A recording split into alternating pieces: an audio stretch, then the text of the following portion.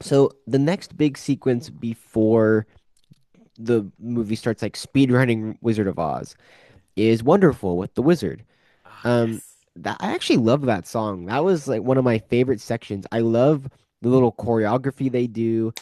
I love how before we see what he's really been up to, the Wizard, and I kind of felt this way in the first movie initially, is not presented as like a horrible person. He's more just kind of conniving and sleazy and kind of a trickster.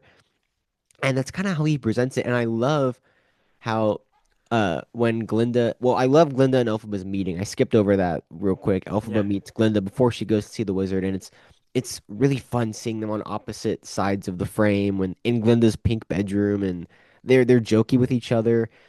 And it's just funny because Elphaba tells her, "I'm gonna go see the wizard," and then she literally does. She just walks into the wizard's room, She do starts talking to that. him, and Yeah. it's really small, but it's cute. Glinda follows her, and Elphaba kind of turns around and goes, "What?" Just kind of like, "I'm in the middle of something. Like, you know, I'm doing Yeah. this. What's going on?" Like, I told you where I was going. Like, yeah.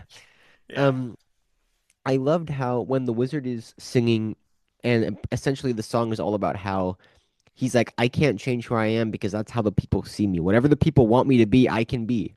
I can be good or bad."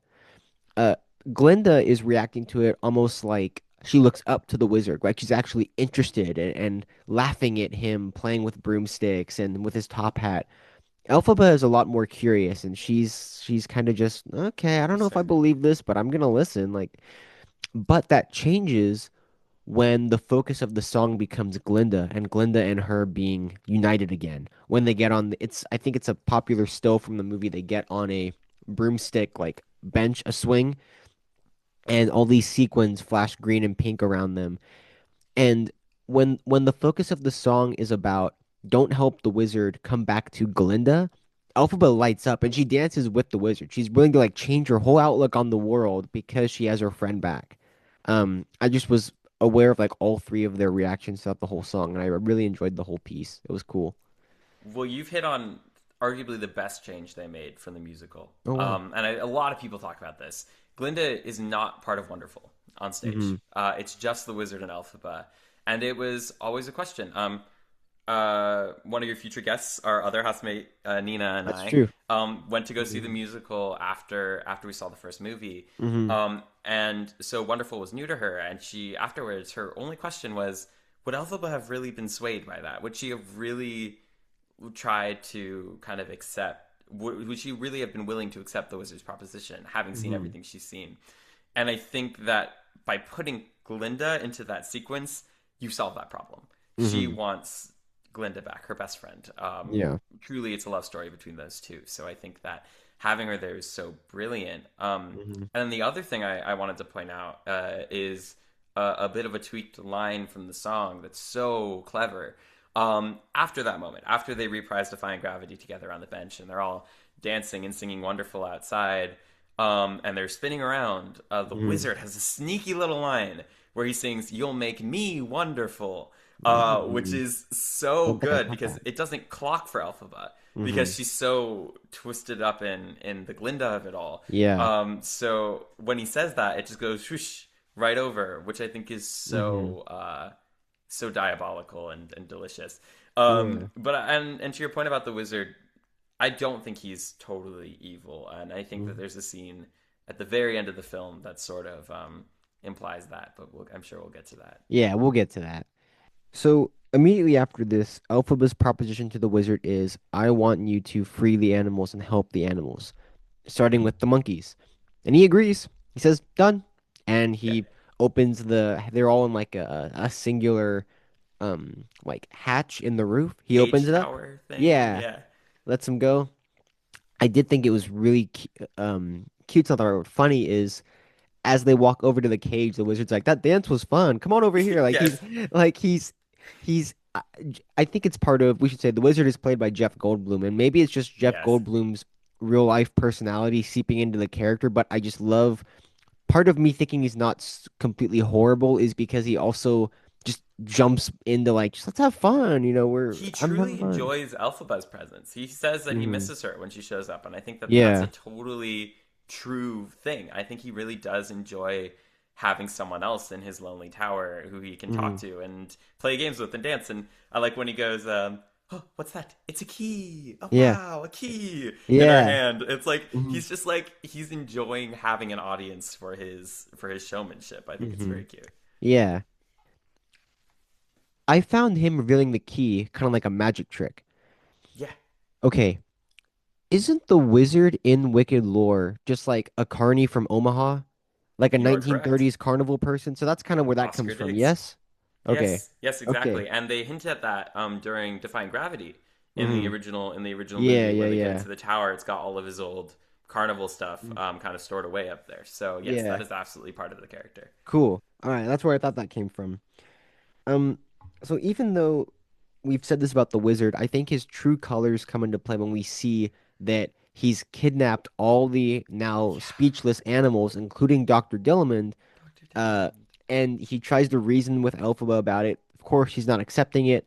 She does a spell where she pulls every lock off the cage, and they all storm out, like trample the wizard, trample Madame Morrible, burst into Fiyero Yeah, and burst Glinda's into the wedding. wedding. Yeah, I have to say, this. Cameron, Go ahead. this scene has my favorite added line to this movie, Which is. um, which is when the wizard starts to say, "Alphaba, you have to understand, I'm not a bad man. I'm Hmm. just because there's a very famous line from the 1939 Wizard of Oz where he says, "I'm not a bad man. I'm just a very bad wizard."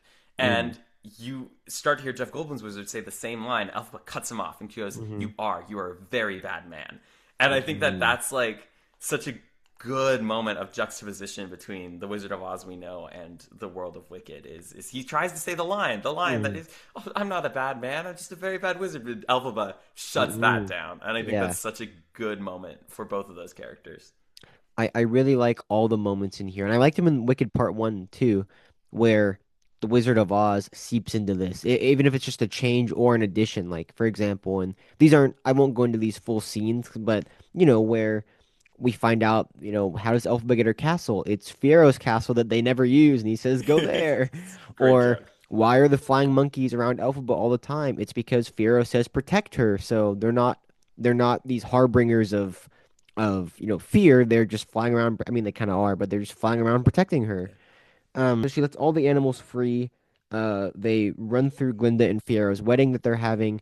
This Fiero realizes Elphaba's there. He goes to help her, and this is the aforementioned scene we talked about where he first looks like he's gonna betray Elphaba by holding her at revolver point, and then forces the wizard to get in the cage, closes it, and they run off together. There's a great Before, line I go ahead. miss. They cut it from the movie, Hmm. definitely for tone reasons. In the musical, when Glinda comes in, she goes, "You have to understand, Your Osness. We all went to school together," Yeah. which is such a I think such a delightful sort of moment. But I think that that spirit still kind of infuses that scene with Glinda coming in and with Fiero calling for the water and like all those different things. Like that's such a Yeah. rich kind of standoff. Hmm. Um, I love, love, love how we watch in real time Glinda's transition from Elphaba's best friend to, wow, Fiero has left me for her. And it's I don't think it's a perspective taken fully out of anger because there's not Mm-hmm. ever any explicit anger on Ariana's face, but I counted the seconds. It's an almost full minute long shot, a hold on her face Of her just as she realizes that she kind of is upset by this and is angry at not fully angry, like I said, but is upset with Elphaba heartbroken. and heartbroken. Yeah. And in the background, the wizard and Madame Morrible are, and it's so he's just like, "You got a hairpin," and she flicks it to him and just lets himself out. Like it's just he's always just kind of fun. Yeah. And they're thinking about how to draw Elphaba out. We don't have the monkeys to fly around and spy anymore and look for her. Maybe we'll use Nessa Rose, which Glinda suggests. Said a rumor Yes, about her Glinda's sister and she'll suggestion. come out. And I love, love, love that shot. I love how Glinda and Nessa Rose's stories mirror each other, but their partners are Hmm. leaving them for other Oh, people that, yeah. good connection.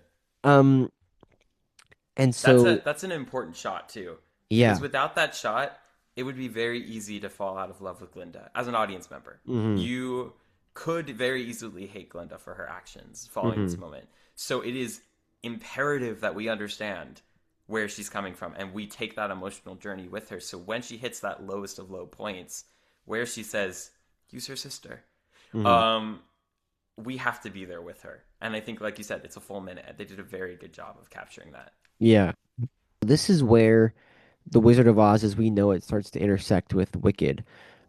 Right after there's a plan to use Nessa Rose, she's going through Munchkinland looking for Bach, and Madame Morrible conjures a tornado. It was one of those like Leonardo DiCaprio, whoa, whoa, whoa, whoa, pointing Yeah. at the camera when the tornado comes on screen.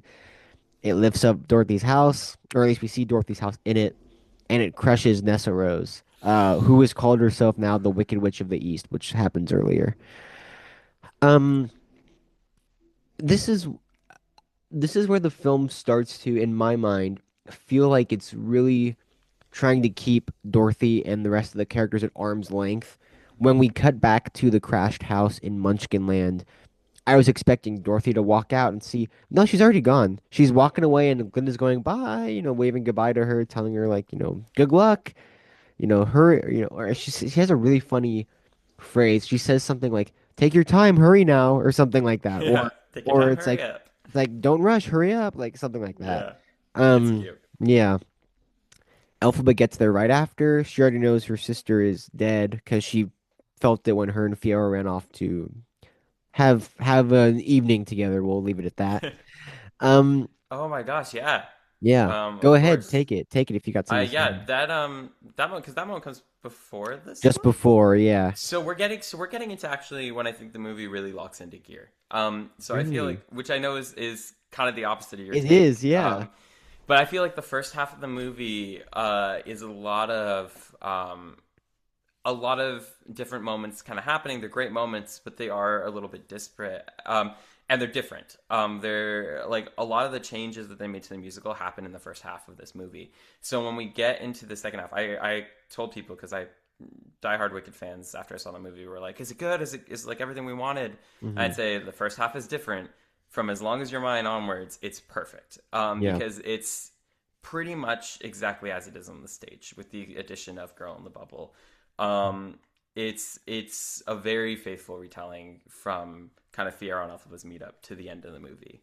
Hmm. And I just wanted to also add, I love that Marvel makes the tornado. I think that's my favorite way that Yeah. Wicked sort of crosses with Wizard of Oz. It's set up in the first movie. She mentions that weather is her specialty, Hmm. and it's very well hidden because that moment is also the moment where she tells Elphaba that she mustn't get wet. So it's Hmm. kind of they hide one reference with another. Hmm. So when it is revealed in this movie, it was very satisfying for me, at least as an audience member. But Hmm. I'm so sorry I interrupted you. Elphaba has arrived in Munchkinland. No, you didn't interrupt me. Yeah, this movie, because it's the true story of the Wizard of Oz, it very much justifies Elphaba's anger and where she Mm. comes closest to. Oh, did I forget? This is gonna sound crazy, but I found it very interesting. Maybe this was intentional. The scene of Madame Morrible, I think it's when she's conjuring the tornado. I don't know if I was just gaslighting myself and thinking this existed. Maybe it's not even real. But the way she was moving her hands and waving her arms, it reminded me of Margaret Hamilton. I don't know why. Really? Yes. I don't know. I don't know I if that don't was a even know if reference. Margaret Hamilton has ever moved like that in the original movie, but I just seeing Madame Morrible over the crystal ball, I thought back to her and her crystal ball in the original Yeah, movie in the castle. And so I thought, are they trying to do a parallel with like Madame Morrible's the actual witch? Like, I don't know. that would be cool. Yeah. Flip it around, Wicked Yeah. Witch. Flip it around, Wicked Witch. Yeah. So Got to anyways, get one in there. yeah, yeah. So the anger Margaret Hamilton has at realizing her sister's dead is a bit more justified here with Cynthia Erivo's version. It's her Yes, sister. She tells Glinda you had no right to giving her shoes to Dorothy. She which so true. That is true. Yeah, they both call Dorothy like, what does Elphaba say? She says like that something Mulish something farm girl. mulish farm girl, and I think Yeah, Glinda at one point says like that little Kansas girl or something. They both like yeah. use very flippant terms when talking about Dorothy. What Um, um what I did want to bring up in this part is yeah. the book, actually, the Wicked book is, at least to like fans of the musical, Mm-hmm. kind of, it's so different, like tonally Oh wow. completely off. It's very adult, very political, very sexual, Mm-hmm. totally different kind of vibe. And Wicked is very much like pretty much very few similarities between the two. Yeah. But something that Gregory Maguire, the author of the book, did that I loved was he gave Glinda a reason to give away the shoes, Mm-hmm. which was the Munchkins were so angry with Nessa Rose Mm-hmm. that the shoes had almost become like a political symbol. Mm-hmm. So Glinda wanted to get them out of Munchkin land so as Mm-hmm. not to start a riot. Yeah. So she Huh. gives them to Dorothy, which I think works in the canon of this movie as well. If you think about it that way, is Yeah. Dorothy gets the shoes so Munchkin land doesn't devolve into chaos. Mm-hmm.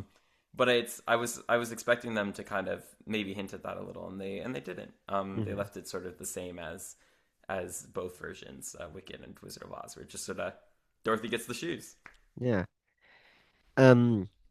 So Elphaba's anger is justified, and her and Glinda fight in this moment. I found it a little bit silly, maybe because it looked like it was shot differently than the rest of the movie. Like the lighting looked Interesting. different. Their moves aren't particularly savvy. They're kind of just hitting their staffs against each other. And then it is kind of funny at one point, Glinda resorts to just tackling Elphaba. It's like, fight with Yeah, your it's so hands. good. Fiero and the guards arrive. And she says, I almost had her. I almost had her. They're pulling Glinda off Yeah, Elphaba. I almost had her. Come on. Like, it's really funny. yeah. Um, Fiero arrives despite being told by Elphaba to stay back in the woods where they were having a nice evening. Aided Um, by the flying monkeys, I might add. yeah, aided by the flying monkeys. Fiero, because he turns the gun on Glinda and Yeah, not literally, but tells them, if you step further, I'll, threatens Glinda. And because kill of that, the Glinda, guards take him into custody. This is the aforementioned scene we've talked about where they're and crying. Elphaba escapes. Elphaba escapes with the flying monkeys to protect her, and Before they we go before ahead. we get going, because I'm so excited to talk about this scene. We're about to get Yeah. to my favorite scene in the movie, Hmm. but I did want to talk about what is known as the cat fight scene. Oh yeah. Really quickly, because you Hmm. mentioned that it played as a little silly, and Yeah. what's so interesting is it's actually played even more dramatic in the movie than it is on stage. Like on stage, it is a pure comedy beat, Huh. through and through. And I think the filmmakers tried as hard as they could to keep the beat, keep the iconic lines from that moment, but make it a little more serious because it is Hmm. Elphaba's just discovered her sister is dead. Yeah. So there is some real anger there. But what I was gonna say is just a little detail I wanted to highlight. You mentioned that they are just kind of beating their staffs together. Hmm. If you go back to the first movie, during What Is This Feeling, which is Hmm. arguably their very first kind of climactic battle with each other, Hmm. they're in a sparring class where they're doing the same thing with staffs, Oh. training at Shiz, Hmm. for ultimately What Is This fight in Munchkin Land. So I it's a didn't know really that. and that musical motif comes back as well during that moment. The dun dun dun Hmm. dun dun dun is the underscoring for this fight. So Hmm. I thought it was a cool little setup between the two films. I did wanna call Nice. out. Yeah, I didn't know that. That adds some weight to it. Hmm. Yeah. Fiero, the Aussian guards say they're gonna hang Fiero up in the cornfield until he like gives them until he repents what he Tells him where did. Alphabet Tells him is. where Elphaba Yeah. is. Yeah. Elphaba flies back to Fiero's castle with the monkeys that, as I mentioned, Fiero gives to her, and she decides, okay, I'm actually gonna be wicked. I'm everything I've done that isn't wicked has had wicked results, so I'm just gonna be wicked at this point. Um, and we see the monkeys kind of gain their iconic armor that they have in the original by just pulling off like plates of metal from around like the castle room. Um, I gotta say that Take it. scene for me is transcendent. Like I think Yeah. that no good deed is the moment of the movie. It's the defying gravity. It's everything. Mm-hmm. Like that transition into it is so like is like I felt it. Like it was the first time in this movie. The first movie's got so many wonderful musical moments that really fill you up and get you like hyped up. And Mm-hmm. for me, and for good, more so than any other song, it is no good deed. Like that Mm-hmm. moment is just insane. And Cynthia's vocals are incredible. Incredible. Yeah, absolutely incredible. Yeah. Um, I mean, this might be since you love the song, Jane, it might be a good point to bring up. Even though this film is really like sad at its core and heavy, I feel like a lot of the songs are still very uplifting. And Yeah. I feel like you know more than me. Like this movie, all the songs kind of feel like they're about character relationships and internal struggles outside of plot progression. Like I think of One Short Day. One Short Day is kind of Welcome to Oz. You may it's kind of like a plot progress to me. It's kind of like a Yeah. plot progression song. Every song here feels like a character talking about their perspectives and where they're at in the story. That's a great point. The percentage shifts. You know, Yeah. one short day is 90% plot, 10% character. All Hmm. of these songs are 10% plot, 90% character. And it's why I had a hunch that this movie wouldn't do as well as the first because so many Sure. of the numbers are ballads. They're Hmm. moments where a character stops kind of in the story and sings about where they're at. Hmm. Like if you think about Thank Goodness, on the surface, that song is a plot song. It's the wedding. It's Munchkinland, the opening of the Yellow Brick Road. But then that song stops halfway through and just lets Glinda kind of sing about where she's at. Hmm. And I think that that is something that a lot of these songs are characterized by. And what I like about your point that so many of the songs are upbeat is when you're listening to the lyrics, they're actually quite depressing. But Yeah. melodically, surface level, they It's are uplifting. Yeah. it's It's uplifting, and I think hmm. that that's such a good metaphor for what the movie's trying to say. You know, Yeah. like on the surface all of these characters are fine and they're happy and they're where they're supposed to be, but it's when you start to dig into what's actually being said you realize that things aren't as they seem. So I think that Hmm. that's a really good thing to kind of tap into. We're kind of near the end of the movie here, I We're think. There's getting there. only a few reveals left. There's one more big musical number. Hmm. Um, Glinda is back in the Emerald City. We have March of the Witch Hunters going on where the mob, Dorothy, the Tin Man, we should say that to protect Fiero, or Elphaba casts another spell with the Grimoire. Hmm. Essentially, the basis of the spell is don't make him, he can't die or feel pain. Yes. Um, which turns him into something. So it's the Something. We Lion, the get a Tin few Man. little hints. Few little hints is what it might be. The Scarecrow and Dorothy show up to the wizard's castle.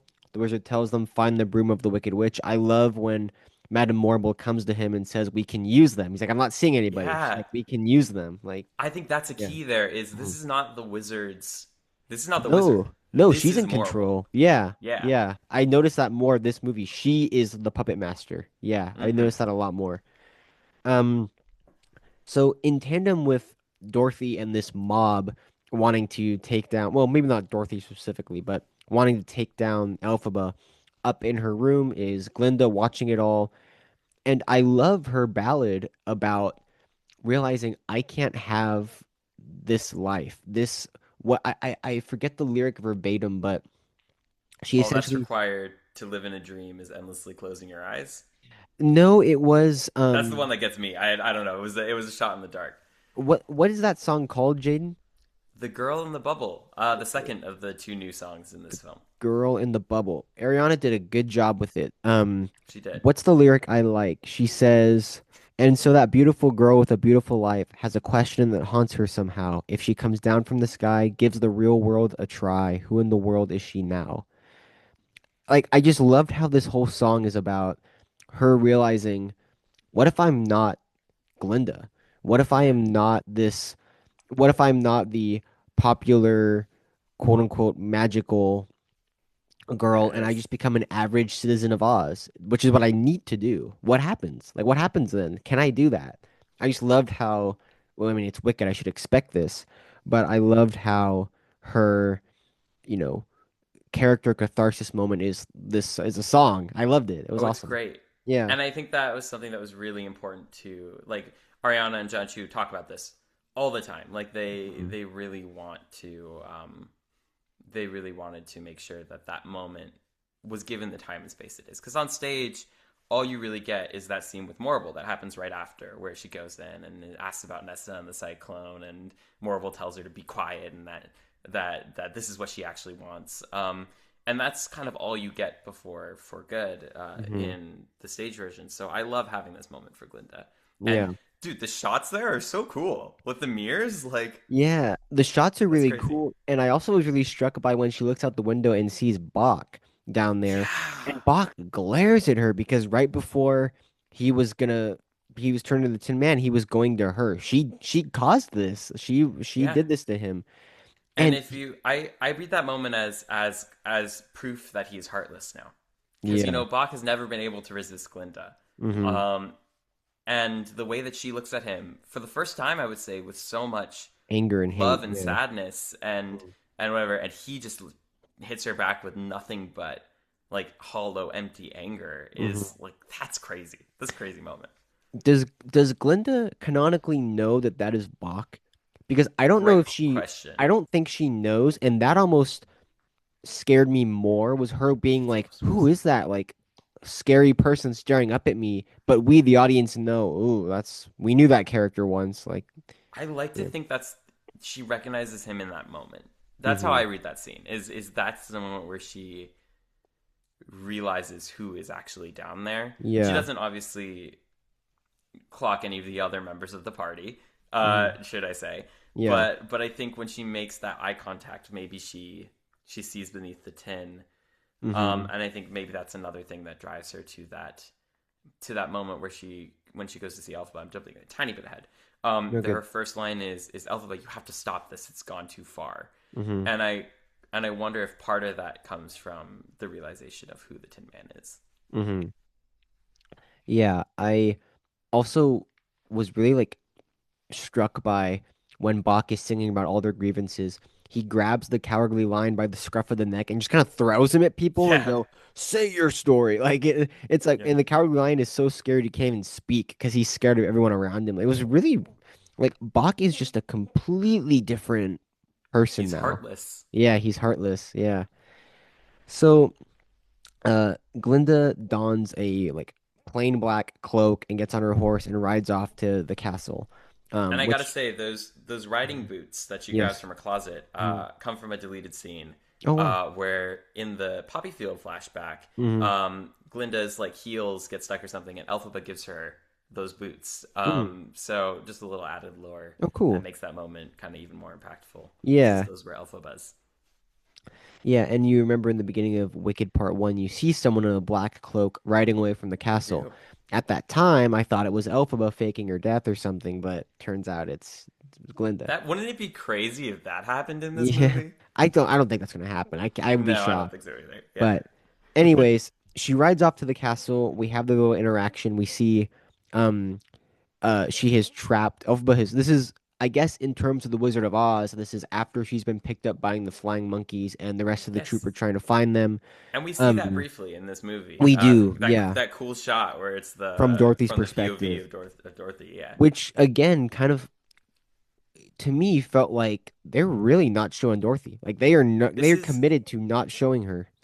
this is a good time to mention what I was gonna say, which Please. is John Chu has given talked a lot about Dorothy, Hmm. and he's talked about how they did film scenes where they showed Dorothy's face, but when they showed it, they realized that they wanted the audience to be able to keep whatever version of Dorothy they had in their minds when watching Wicked, so Wicked could slot in with whatever version of Wizard of Oz you grew up loving. Hmm. So in that way, if you're Dorothy's Judy Garland, they want you to see Judy Garland. If Hmm.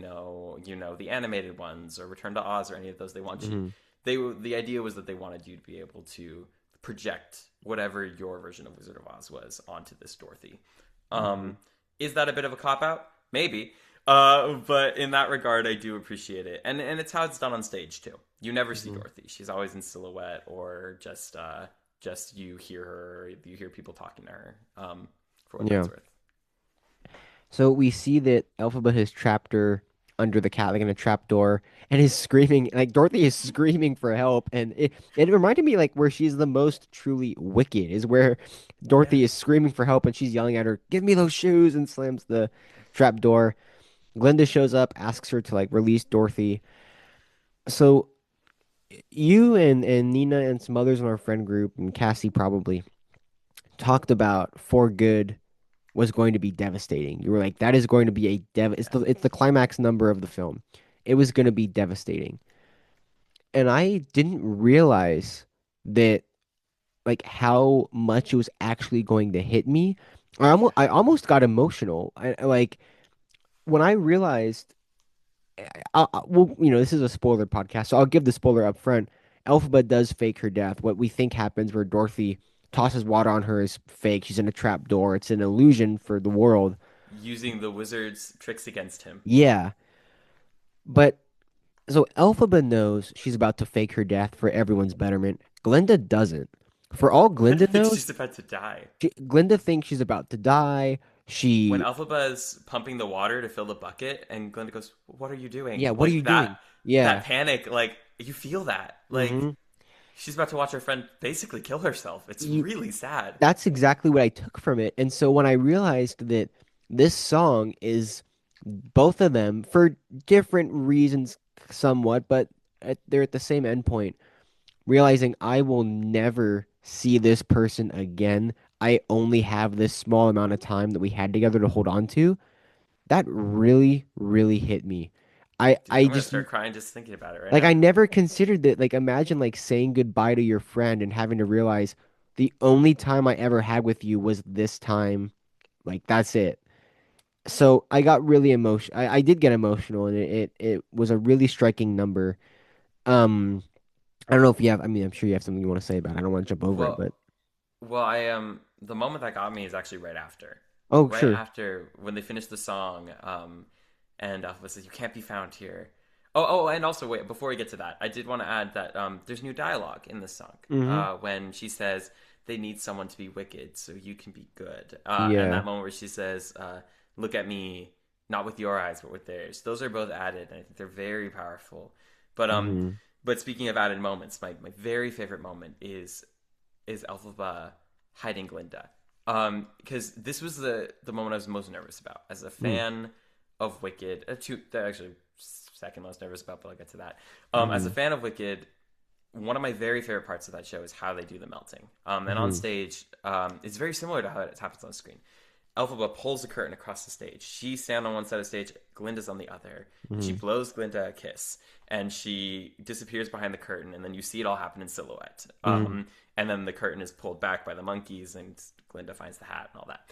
hmm So to have this moment of Elphaba, you know, hiding Glinda, and then the two of them saying "I love you" to each other, and just breaking down and then closing the door, and then that incredible shot of the two of them on either side, just letting that moment settle, knowing because Yeah. that's the last time they see each other. Yeah. That is it. When that door closes, That's it. that is the end. hmm That's what got me. That's when I Yeah. started crying watching this movie. Seeing them both cry was really shocking, and realizing they're Yeah. both devastated by this. And so, yeah, like you just described, she watches Dorothy run in, splash water on her, supposedly, run out. Glinda emerges, sees just the hat.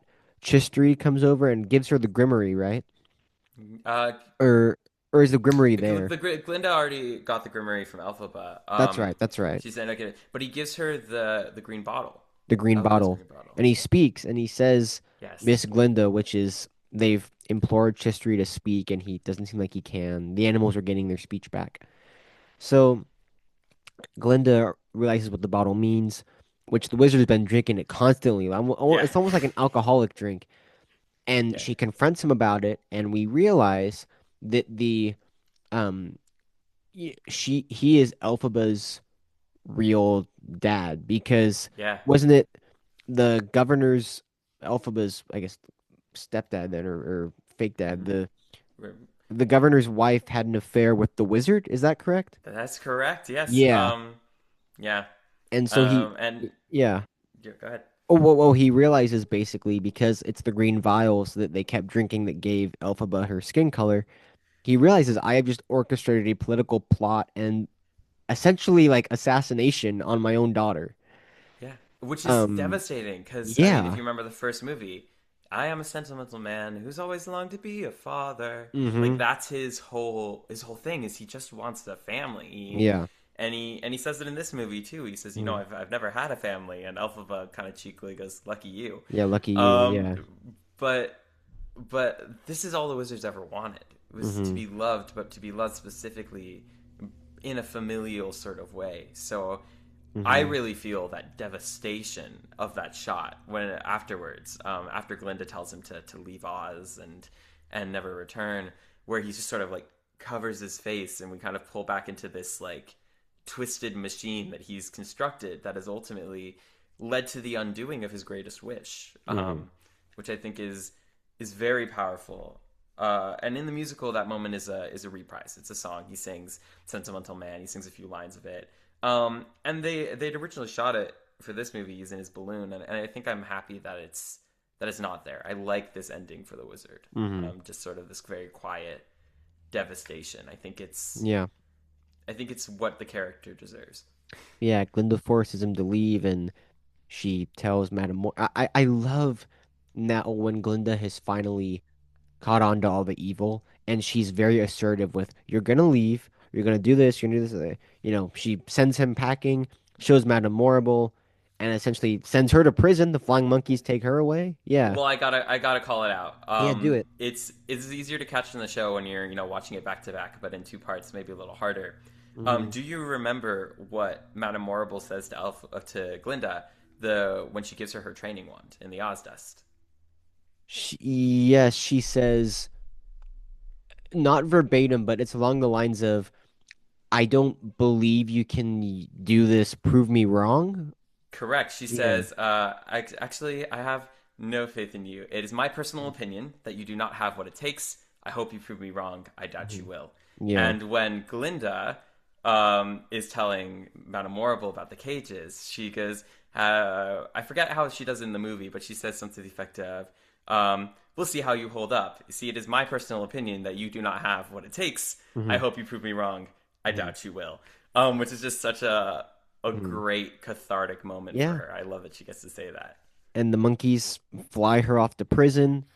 Fly her Um, off, which is great. and yeah, and the reveal happens that the scarecrow of the group is none other than Mr. Fierro himself, who No this way. entire time I have forgotten to mention is played by the great Jonathan Bailey of much fame recently.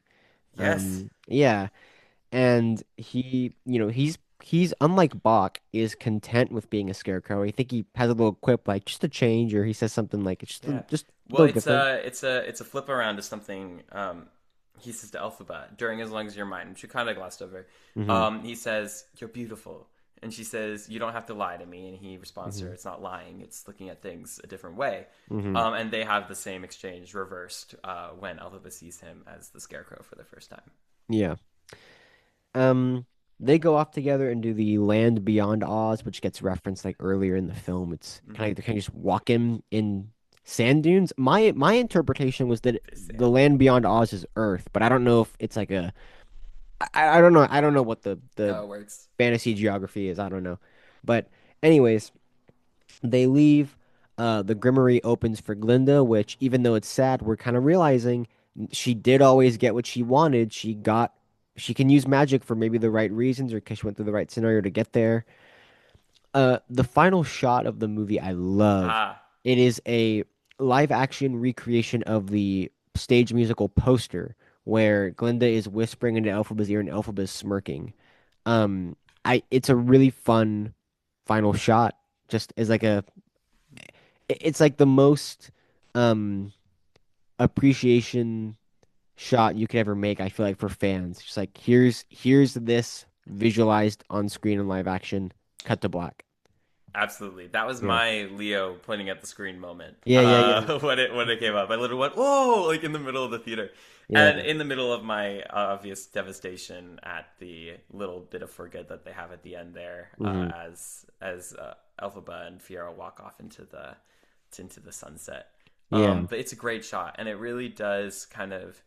I felt it definitely more with the first movie, with this one too. That these are just a love letter to the people who have loved this story and this show Hmm. for the 20. It's as old as I am, so 22 years that it's been around. Yeah. And I think that that little button at the end is just such a great cherry on top of Yeah. this, just like wonderful kind of celebration of everything Wicked is. Hmm. That's Wicked for good. I was Movie. really pleasantly like surprised by this film. So many moments that got me, even just the lyric of, you know, You may not have changed me for better, but you've changed me for good, like cementing, like Yeah, that is all the time I have with this person. That is it. That I mean, that got me that's seeing the great. behind the scenes of Oz, like Elphaba when she's not in like her Wicked Witch of the West clothes, she's just living like a normal person. Like I'm yeah, I that's kind of the movie, Jaden, and I'm very curious to hear kind of your overall thoughts as we wrap up. Well, I'm curious. Oh, Would go you ahead. say you are on the Wicked train now? Do you get the hype? Do you get Would you get into the first movie more retroactively with your appreciation for the second? I think I would because I didn't necessarily think this about the first movie, but I thought about it about For Good. If I had seen it when it was in theaters, I would have gone and seen it a second time. Yeah, I would have. So there you go. I'm doesn't mean that I'm necessarily first in line on Thursday night, Sure. but I enjoy it. So You I would be liked it a there. lot and it really surprised me. So That makes me so happy to hear. yeah. For my overall feelings on it, I like I said, it was a process for me to kind of get to where I am on this movie now. Because again, the first time I saw it, I liked it, but I didn't love it. Actually, to the point where my family had asked me not to say anything about the movie, and they were like, Hmm. "Oh, he hated it," because I wasn't saying anything about the movie. And if you know me, Hmm. you know I like to talk. And so I had to keep saying, "No, I don't hate it. It's just different." Hmm. But I think on my second viewing and my third viewing, I specifically on my third viewing, once I was sort of settled into the changes they had made to the plot and Hmm. the new songs and all the things that were added and shifted around, I really started to appreciate this movie for what it was and what it gave us, sort of as a Hmm. conclusion to this version of the story. I love that we have it. I love that the story is complete, and kids who are like me when I was 5 years old can turn on Wicked whenever they want to. Like that Hmm. was such a dream. So I love this movie, and I'm so glad that it turned out the way it did, and with this cast and with this team, I think it's really special. And then I'm happy that I was the age that I am to see, and I got to meet you, and I got to enjoy Yeah. these movies with you guys. I think that made the experience even more special. Nice. Yeah. Well, thank you for introducing me to it, Jaden, and thank you Yeah, for of your course. time today. I'm so glad we joked about this being a super long episode. We did go in depth on this. I loved our Yeah, conversation. That was awesome. that was great. Um, because I do a little wrap up of where my content can be found as an entertainment journalist, I want to ask you before I get to that in the 5 minutes or so we have left, like, where can people find more about you and your work and what you're up to? Yeah, well, if you want to keep up with me on a day to day, you can follow me on Instagram. It's at Jadon Sand, just my name. Other than that, keep an eye out. I'm hoping to be coming to a screen near you, either behind the camera or in front of it, in the coming years. So lots of really exciting stuff on the horizon. I can't wait. Awesome. Yeah, thanks, Jaden. Of Yeah, course. everyone, as I say every episode with Dual Dialogue, you can find more episodes of the Dual Dialogue podcast on YouTube or on Spotify. For just general entertainment journalism content for me, you can follow my Instagram page at cams underscore entertainment underscore corner. I post updates about episodes, episode clips, and a lot of other interviews and solo pieces I write over there about a lot of films old and new. So yeah, thanks everybody for listening to this episode. And yeah, we'll see you next time. Bye everyone. Bye, guys.